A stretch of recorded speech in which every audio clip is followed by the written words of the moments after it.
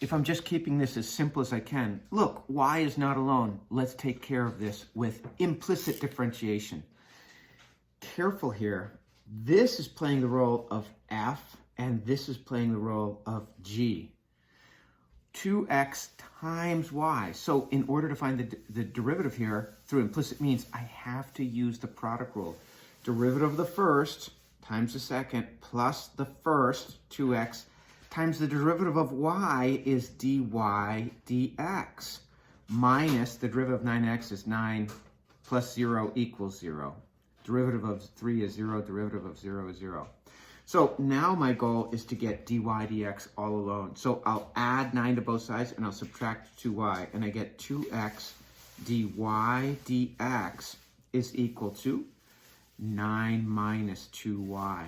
Now this is multiplication. Divide both sides by 2x, and we get the derivative all alone. Dy dx is equal to 9 minus 2y over 2x. Again, if I was asking for the slope of the tangent line, which is the derivative, I'd have to substitute for both y and x here because I found this derivative by implicit means. Let me keep it as simple as possible. Y is not all alone. Let's do this by implicit differentiation. The derivative of 6x is 6 minus multiply 24y squared. Now, we're treating the y with the chain rule. The derivative of y is dy dx, and of course the constant goes to 0.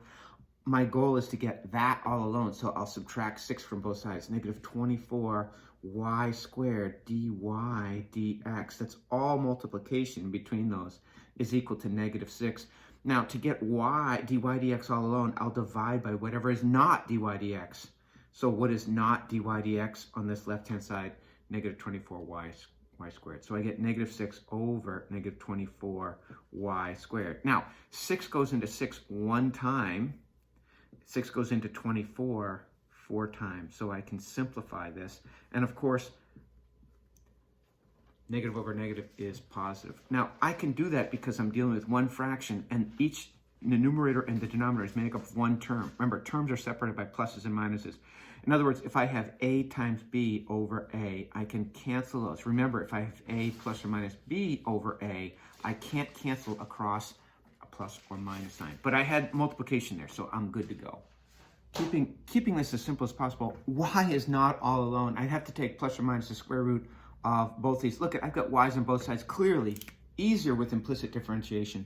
So I'm going to treat any y I see with the chain. I'm going to treat any y I see with the chain rule. 2 times y to the first. Now I take the derivative of whatever's in parentheses, dy dx, there's a y, is equal to 8 minus 7. Derivative of y is dy dx, and that's how you do that. Now, we got to get these two kids together. So I'll add 7 dy dx to both sides. So I have 2y dy dx plus 7 dy dx equals 8. Now, we've got to lean on our algebra skills. Look what's common to both of these terms here. I'm going to factor and pull, if I can show you here, I'm going to pull this dy dx out. I'm factoring it out. Dy dx times what's left over is 2y plus 7 equals 8. Notice, did I get it right? Dy dx times 2y is 2y dy dx. Dy dx times 7 is 7 dy dx. Because this is multiplication, to get dy dx all alone, as you know from your algebra days, we're going to divide both sides by whatever's not dy dx, which in this case is 2y plus 7. And there is our derivative. Notice this one is in terms of y only. So to find the slope of the tangent, I'd only have to substitute in y here. So we just found the derivative by implicit differentiation. Now, let's apply that. What's the slope of the tangent line at 2, 0? Now, look at this tangent line here to our curve. Also, notice this curve fails the vertical line test. It's not a function. I'm just calling it a curve for that reason.